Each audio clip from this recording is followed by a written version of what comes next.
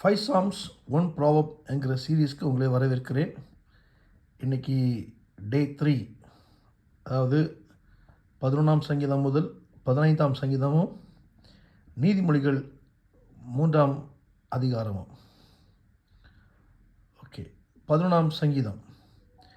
நான் கர்த்தரை நம்பியிருக்கிறேன், பின்னே ஏன் நீங்கள் என் ஆத்துமாவை நோக்கி பட்சியைப் போல உன் மலைக்கு பறந்து போ என்று சொல்லுகிறீர்கள்? இதோ துன்மார்க்கர் வில்லை வளைத்து செம்மையான இருதயத்தார் மேல் அந்தகாரத்தில் எய்யும்படி தங்கள் அம்புகளை நாணிலே தொடுகிறார்கள். அஸ்திபார்களும் நிர்மூலமாகிறதே, நீதிமான் என்ன செய்வான்? கர்த்தர் தம்முடைய பரிசுத்த ஆலயத்தில் இருக்கிறார், கர்த்தருடைய சிங்காசனம் பரலோகத்தில் இருக்கிறது. அவருடைய கண்கள் மனுபுத்திரரை பார்க்கிறது, அவருடைய இமைகள் அவர்களை சோதித்தருகிறது.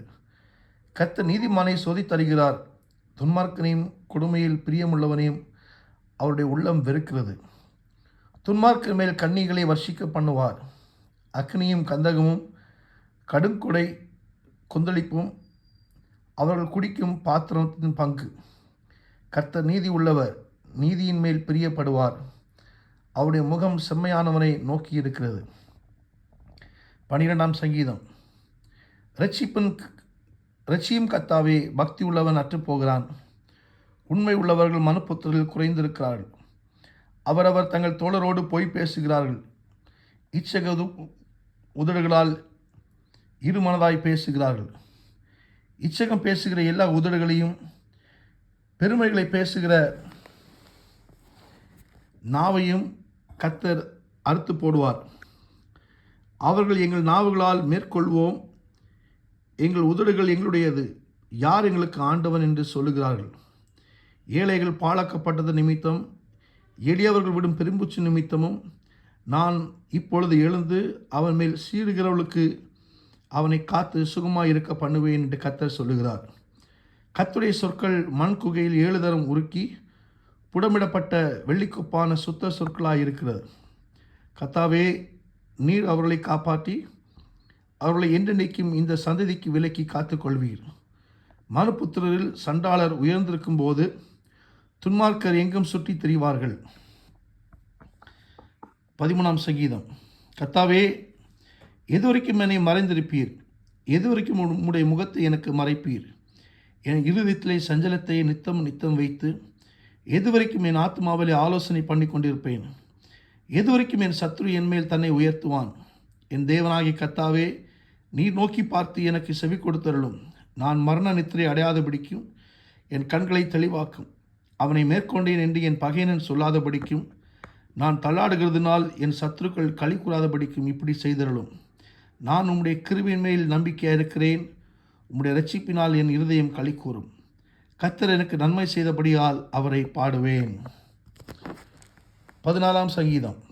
தேவன் இல்லை என்று மதிக்கேட்டவன் தன் இருதயத்தில் சொல்லிக் கொள்ளுகிறான். அவர்கள் தங்களை கெடுத்து அருவருப்பான கிரியைகளை செய்து வருகிறார்கள். நன்மை செய்கிறவன் ஒருவனும் இல்லை, தேவனை தேடுகிற உணர்வுள்ளவன் உண்டோ என்று பார்க்க கர்த்தர் பரலோகத்திலிருந்து மனுபுத்திரரை கண்ணோக்கினார். எல்லாரும் வழி விலகி ஏகமாய் கெட்டுப்போனார்கள். நன்மை செய்கிறவன் இல்லை, ஒருவனாகிலும் இல்லை. அக்கிரமக்காரரில் ஒருவனுக்கும் அறிவில்லையோ?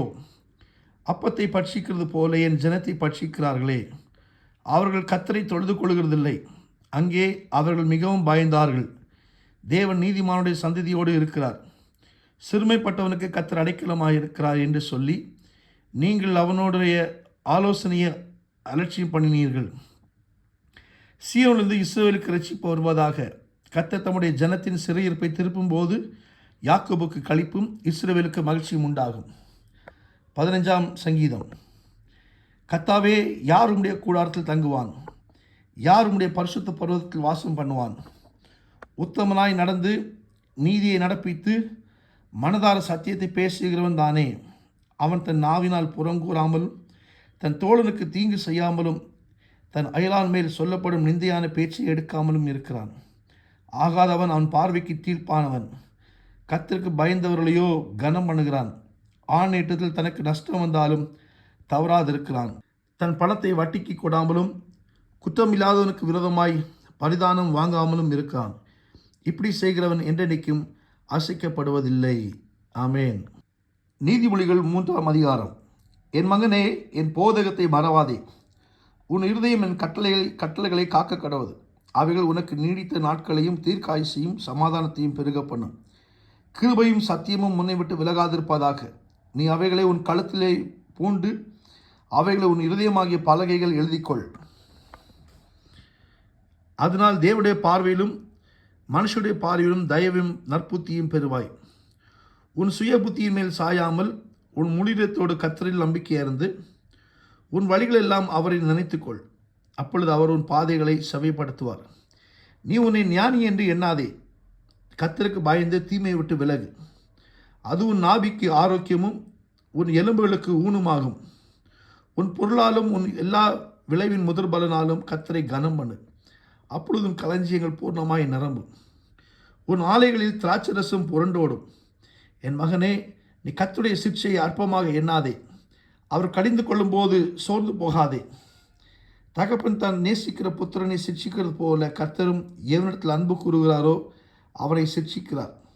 ஞானத்தை கண்டடைகிற மனுஷனும் புத்தியை சம்பாதிக்கிற மனுஷனும் பாக்கியவான்கள்.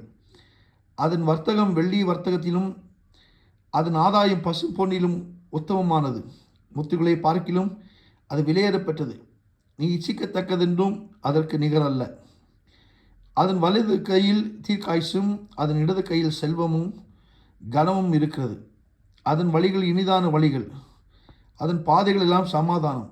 அது தன்னை அடைந்தவர்களுக்கு ஜீவ விருட்சமும் அதை பற்றி கொள்கிற எவனும் பாக்கியவான். கர்த்தர் ஞானத்தினாலே பூமியை அஸ்திபாரப்படுத்தி புத்தியினாலே வானங்களை ஸ்தாபித்தார். அவருடைய ஞானத்தினாலே ஆழங்கள் பிரிந்தது, ஆகாயமும் பனியை பெய்கிறது. என் மகனே, இவைகளை உன் கண்களை விட்டு பிரியாதிருப்பதாக.